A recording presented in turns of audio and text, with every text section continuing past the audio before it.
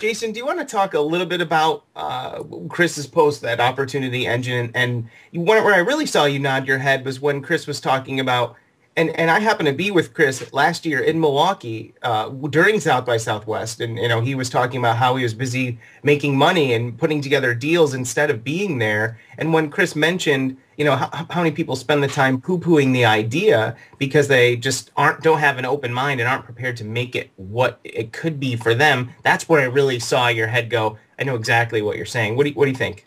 Yeah, exactly. Last year was a big eye opener for South by Southwest for me. I had made a pledge to a friend of mine who had gotten a little bit out of hand with his drinking and had gone to rehab. And he challenged me, and I challenged him. And I went to South by Southwest with the pledge that I wasn't going to drink. I had gone, probably 6 months without an alcoholic beverage at that point. And so I went through South by.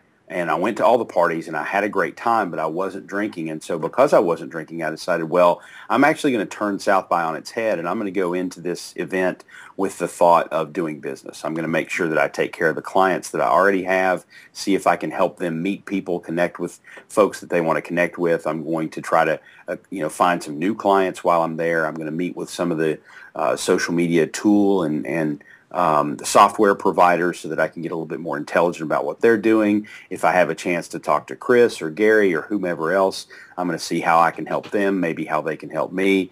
And I really made it 5 days of productivity. And for the first time in, I think it was 4 years, I came out of South by financially ahead.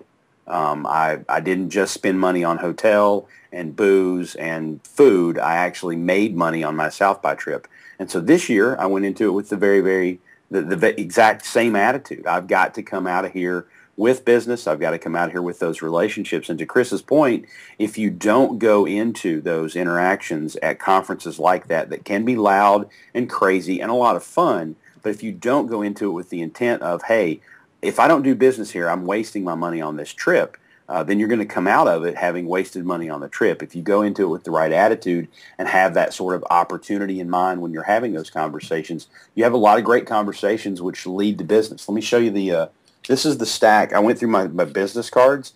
This is the stack of business cards. There's probably, 50 or 60 in this stack right here. And these are the 50 or 60 that I pulled out of a much larger stack of people that I have to follow up with on potential business, whether it be I'm going to help them, they're going to help me, they're going to sponsor my events, whatever it is. This is potential business that I came back with. I'm not just having an intern put these in my Rolodex and I'm done. So that's what I got out of South by. See, that's a deal. I mean, I think it's funny. I'm doing a lot with this abundance thinking and this, law of attraction, for lack of a better thing.